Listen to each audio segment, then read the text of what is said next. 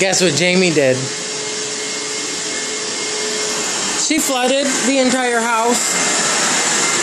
Good thing we have Tom and Laura's wet vac here for cleaning our carpets. Which I remember it sucks water up. We have 3 feet of water in our carpet.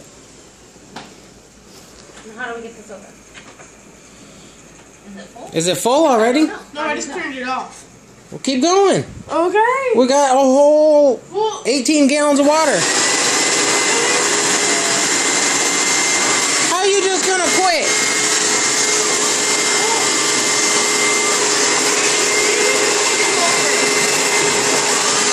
It's all wet all here.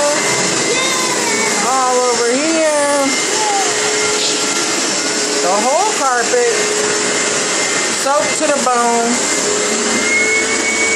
Glossy wet. All in here. It's flooding into Into a garage. the garage, down the driveway, making a puddle over there. Yeah.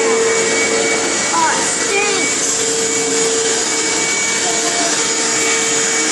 Good job, Jamie.